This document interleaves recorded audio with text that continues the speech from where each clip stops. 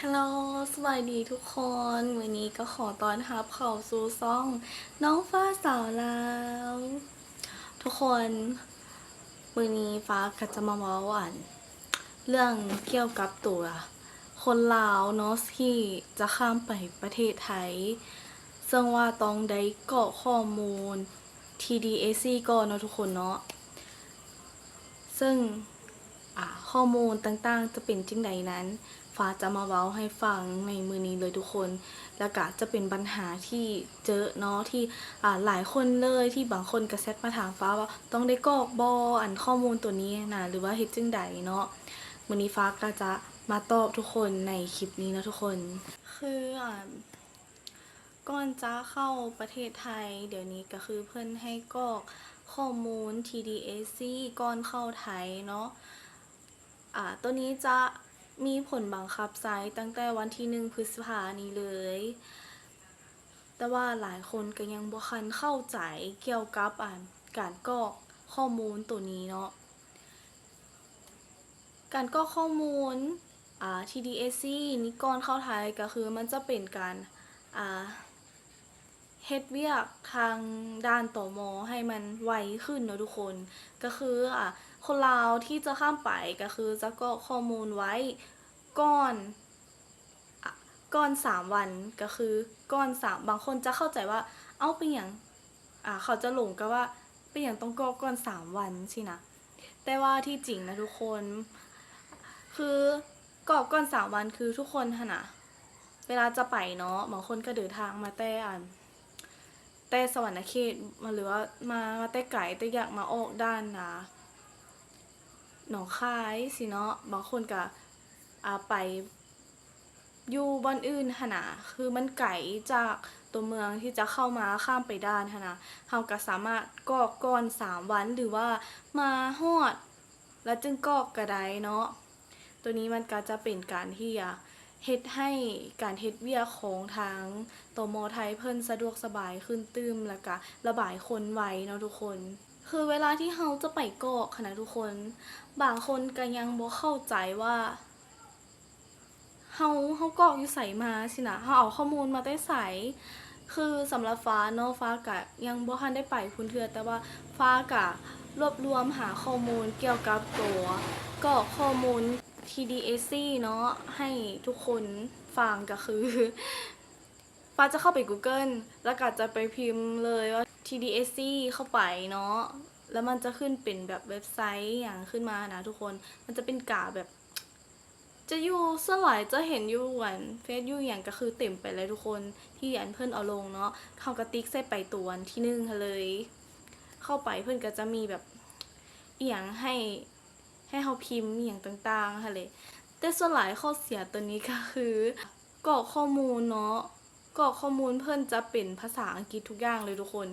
มันจะบ่มีภาษาลาวภาษาไทยนี่คือจะบ่มีเลยเนาะเพิ่นให้กรอกเป็นภาษาอังกฤษต่างแต่ว่าให้เพิ่นก็ให้หลายภาษาแต่ว่ายังบ่ทันมีภาษาลาวกับภาษาไทยเทื่อเนาะแต่ว่าส่วนหลายเขาจะเลือกเป็นภาษาอังกฤษ เวลาเราพิมพ์เข้าเป็นภาษาอังกฤษเนาะแล้วอยู่ในที่เราเข้าไปลิงก์นะทุกคน Google มันสามารถเปให้เราได้เลยเนาะว่าช่องนี้ให้เขียนอย่างช่องนี้ให้เขียนอย่างนะทุกคนก็เข้าไปเพื่อนก็จะมีที่แรกเนาะค่ะเวลาที่เข้าไปนะแล้วมันจะให้เราคลิกเข้าไปตัวทำอิฐเลยเนาะทุกคนเข้าไปเลยทุกคนกะมันจะเห็นแสดงออกมาก็เป็นนามสกุลให้เขียนนามสกุลเขียนชื่อวันเดือนปีเกิดเนาะเขาก็จะเขียนเป็นภาษาอังกฤษก็คือพิมพ์ชื่อพิมพ์นามสกุลวันเดือนปีเกิดแล้วก็มาจากประเทศใดสัญชาติใดอะไรทุกคนบอกคือเฮามาประเทศมาจากประเทศลาวเนาะก็คือเขียนพิมพ์เป็นลาวเป็นภาษาอังกฤษแล้วก็เดินทางด้วยหยังเขาก็เขียนไปคือแบบเดินทางด้วยรถนะด้วยทางดินมันจะมีด้วยรถไฟบ่เครื่องบินบ่หรือว่าเป็นรถบ่สินะเขาก็คลิกใส่รถเนาะแล้วก็จะเป็นมือไปหั่นนะเขาจะไปวันที่เท่าใดคันสมมุติว่ามื้อนี้เนาะ เฮาบ่ทันไปแต่เฮาพิมพ์ไว้นะทุกคนเฮาลงทะเบียนไว้นะสมมุติว่ามื้อนี้เฮาพิมพ์เนาะวันที่10หรือวันที่11แบบสมมุติว่าวันที่11เฮาไปเฮาก็พิมพ์ใส่วันที่11เดือน52025ใส่เนาะและหลังจากนั้นเขาก็จะให้กรอกข้อมูลอีกตัวหนึงก็คือไปไปจังหวัดใด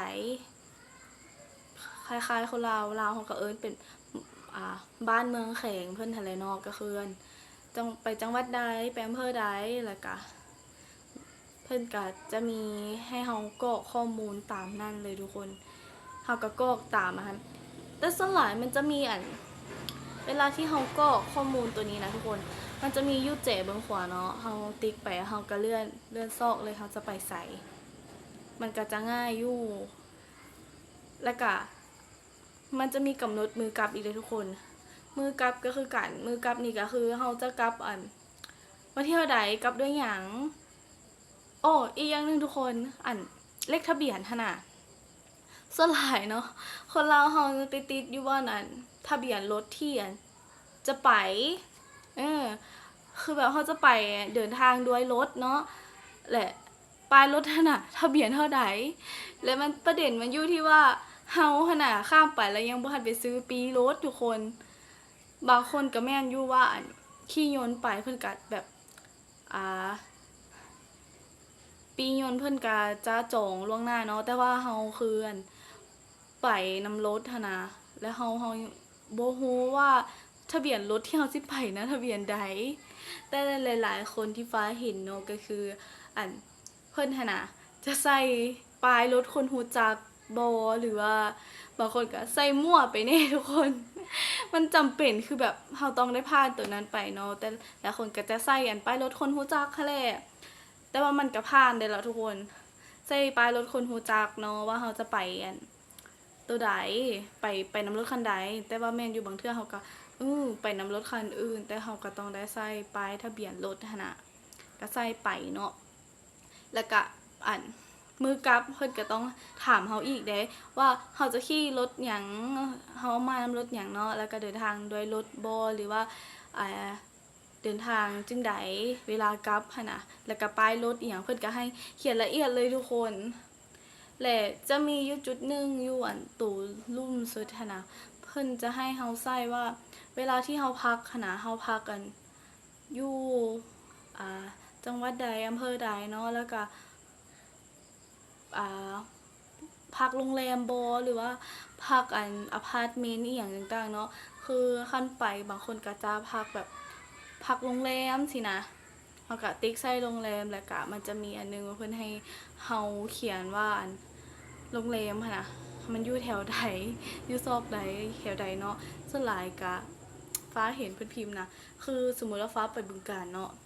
ไปแล้วฟ้าก็ต้องได้พิมพ์ใส่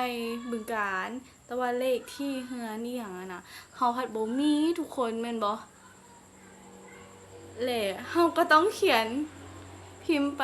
มั่วก่อนตอนนั้นแต่บางคนก็ถามคนอยู่แถวไกลๆคนรู้จักหั้นแหละว่าเพิ่นใช้จังใดเนาะที่จริงก็ต้องให้ใส่ละเอียดหั้นแหละแต่ว่าส่วนหลายคนลาวเฮาก็บ่ฮู้ว่าสิใส่ไสเพราะว่าเฮาไปเฮาก็บ่ได้ถามไว้เนาะว่าเฮาไปพักเฮาต้องไปพักโรงแรมใดจังซี่นะเฮาก็บ่ฮู้หั้นนะทุกคนเฮาก็เลยต้องใส่ไปมั่วก่อนใส่นี่ใส่มั่วก่อนทุกคนแต่ว่ามั่วบ่ได้เนาะเพราะเอกสารนี่นะต้องเฮ็ดให้มันถูกต้องหั้นแหละแต่ว่าจำเป็นก็คือฟ้าว่าหั่นแหละจำเป็นอีหลีแต่ว่าส่วนหลายน่ะบ่อนที่เพิ่นอยู่นั่นน่ะเพิ่นจะแนะนำเฮาเนาะว่าจะมีตม.ให้คำแนะนำหั้นแหละผู้ใดที่พิมพ์บ่เป็นหรือว่า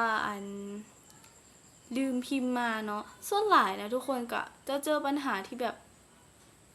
พิมพ์ภาษาอังกฤษบ่ได้เนาะคนลาวที่ข้ามไปไทยหั้นน่ะก็จะเป็นส่วนหลายเลยที่ยังพิมพ์ภาษาบ่ได้เทื่อก็ทางตม.ไทยเพิ่นก็ให้คำแนะนำเนาะให้พิมพ์จังซั่นจังซี่แต่ว่ามันหลายคนอยู่ทุกคนบัดนี้ตม.เพิ่นก็เพราะคนน้อยเนาะบ่สู้คนหลายก็บ่ไหวแล้วก็จะมี เพิ่นจะรับจ้างพิมพ์ให้ก็มีทุกคนอยู่แถวนั้นแหละมีแต่อันเพิ่นก็จะถามหั่นแหละถ้าไผพิมพ์บ่เป็นอะนะก็สามารถจ้างเพิ่นเฮ็ดให้ได้เนาะเพราะว่าอันการพิมพ์ตัวนี้หั้นนะลงทะเบียนก็ข้อมูลตัวนี้หั้นนะก็คือบ่จำเป็นต้องเป็นโทรศัพท์เฮาเนาะหรือว่าอัน สามารถใช้โทรศัพท์ผู้ใดก็ได้ใช้คอมพิวเตอร์ใดก็ได้ทุกคนเอาแต่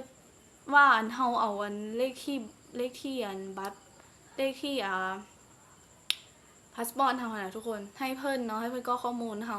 ใส่นั่น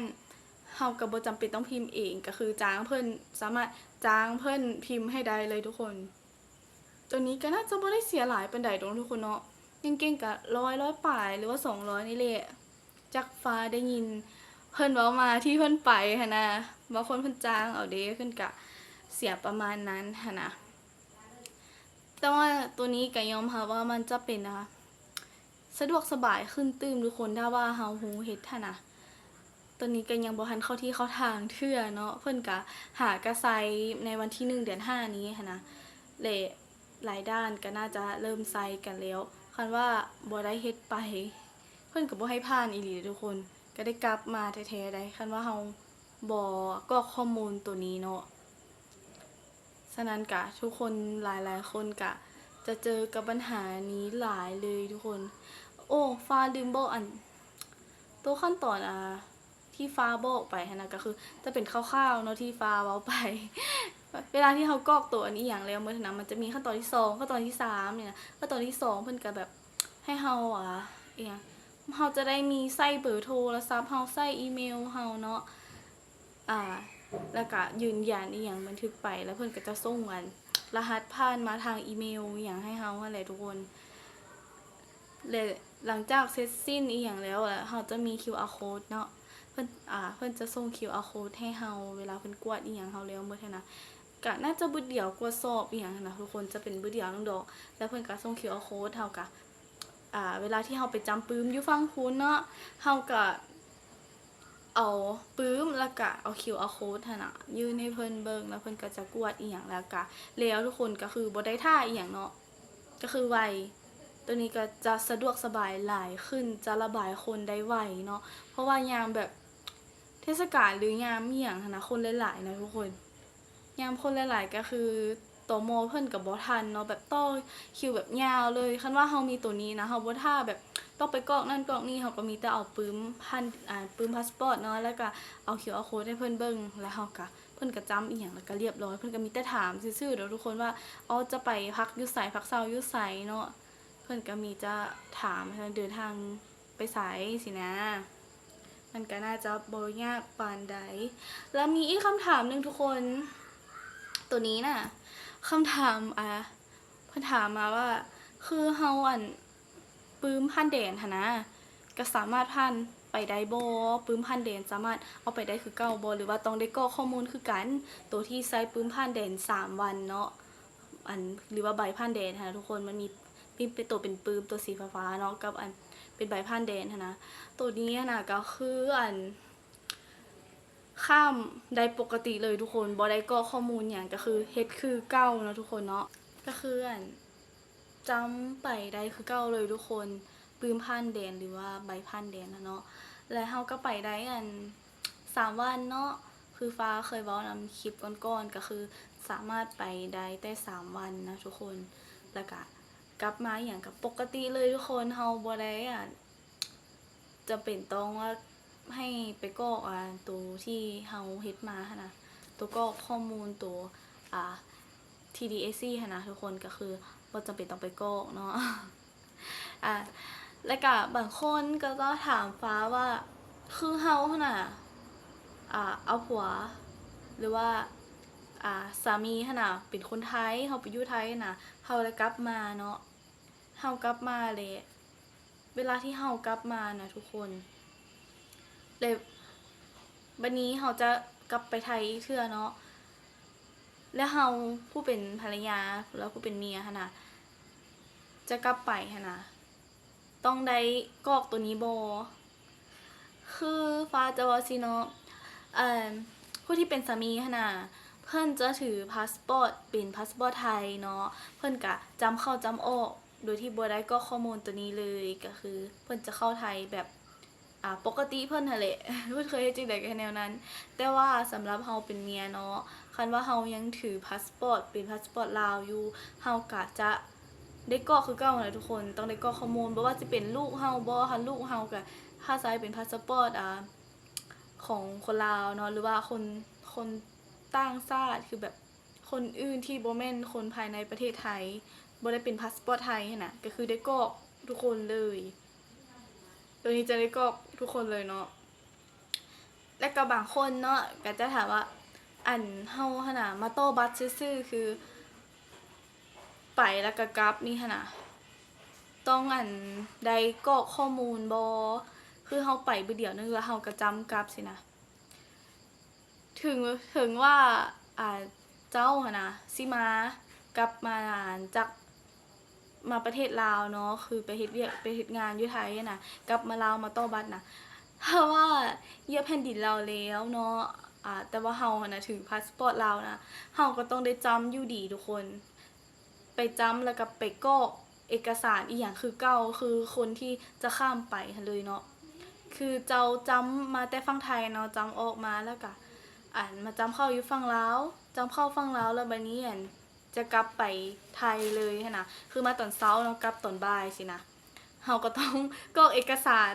กรอกข้อมูลตัวที่ฟาเบาเนาะจะเป็น TDSC หั้นนะกรอกข้อมูลตัวนั้นกรอกแล้วเราก็จึงข้ามไปพุ้นแล้วก็ให้เพิ่นจำให้กวดQR code อีหยังเฮาหั่นแหละประมาณนั้นเลยทุกคนก็คือได้กรอกคือกันเนาะเพราะว่าจะมาบึดเดียวหรือว่าข้ามไปข้ามมา